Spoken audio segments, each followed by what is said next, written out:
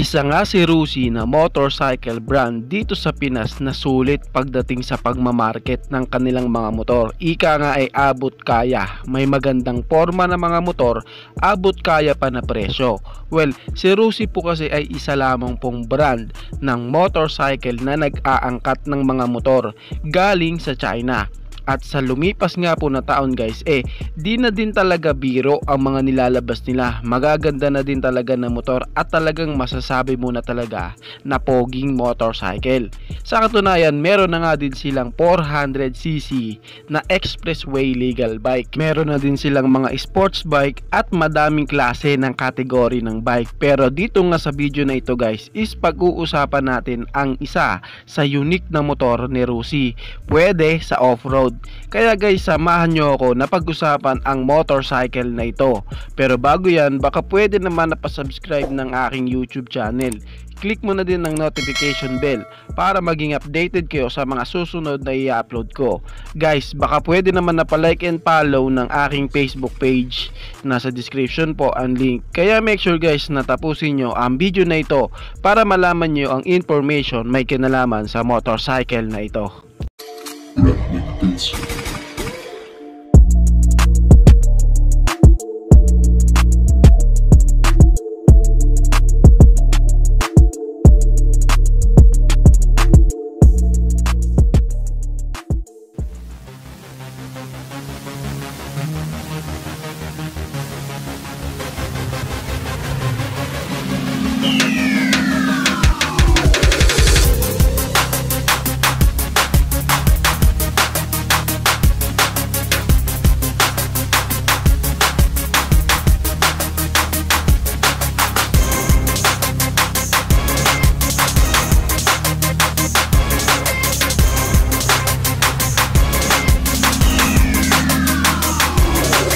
Ang tinutukoy ko nga guys is walang iba kundi si Rusi KRY 250cc Super Motard. Well, kung pamilyar po kayo sa engine ni Rusi Classic 250cc and Rusi Sigma 250cc, same lang po silang tatlo ng engine guys na nagmula kay Lonsin.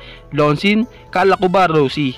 Like what I said kanina guys, nag-aangkat o nagdi-dealer lang po si Rusi ng mga motor galing kay China para po i-market dito sa ating bansa. At dahil nabili na nila ang motor na ito, si Rusi na nga po ang brand nito dito sa atin kasi naandito na rin yan sa Pinas at official na nasa kanila ito. Kaya Rusi na po ang brand ng motorcycle na ito. Ngayon, ano nga ba ang meron sa enduro bike na ito ni Rusi? Well guys, same engine lang po sila ni Sigma 250 and Classic 250. Kaya malamang same lang sila na naka 223 cubic centimeter engine displacement, naka 4-stroke, single cylinder, single overhead cam with 2 VIG bulbs. Classic 250 naman po is meron na pong FI version. So baka same din itong KRY 250 Super Motard ni Rusi na ganun din po ang kanyang fuel system. I-update ko po kayo kung siya ba is naka FI na o carb type pa rin.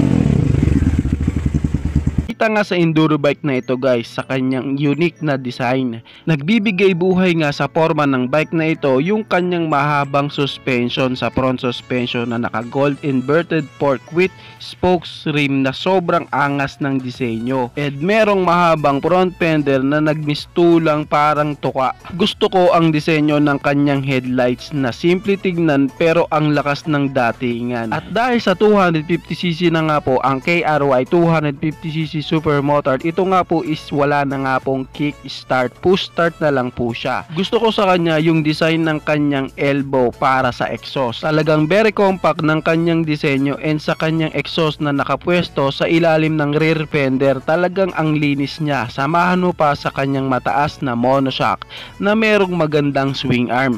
And pagdating naman sa kanyang braking system guys, naka disc brake nga po ito sa harapan and sa likuran. Ngayon ang tanong, ilalabas ba yan ni Rusi dito sa Pilipinas?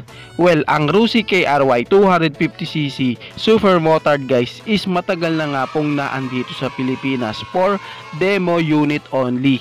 Demo unit pa lang po ito guys. Kumbaga nasa 50-50 pa lang po kung ilalabas ito. Bakit? Kasi titignan nila kung ito ba is mamamarket nila na di naman sila ganon kalugi. Yes po, sa price. Titignan kung ano ba ang dapat na presyo niya. Well, yan ang masusing pinag-aaralan ng Rusi bago nila ilabas ito, and syempre inoobserbahan din nila ito at itinitest para kapag inilabas na nila ito sa market talagang sulit sa mga mamimili. Ngayon, kamusta naman siya sa kanyang power output? Well guys, tulad ng sinabi ko, 'di ba, same sila ng engine ni Sigma 250cc. So malamang na baka same din sila na merong 17.70 HP o 12.9 kilowatts at 8,000 RPM, and meron namang maximum torque na 17.20 Newton meter of torque at 6,000 RPM. Kung titignan, parang napakababa naman talaga ng power output na yan para sa isang 250cc. Pero guys, alam naman natin na mga mura ang nilalabas na motorcycle ni Rusi, and syempre expect na natin guys na ganyan din po ang kanyang specs. And guys, ang target kasi ng Rusi guys, yung ating mga kababayan na ang habol is merong maganda, maporma at may presentableng motor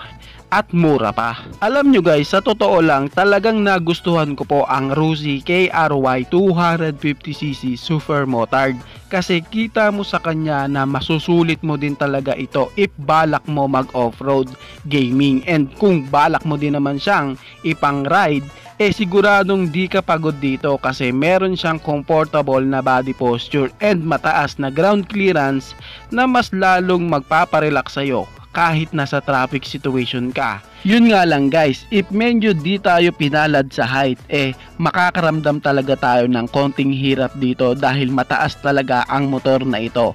Syempre, regarding sa iba pang karagdagang impormasyon patungkol nga po sa motor na ito guys, agad ko po kayong gagawa ng update if may update na para mabigyan ko din kayo ng karagdagang impormasyon tungkol nga sa motor na ito, ang Rusi KRY 250cc Supermotard.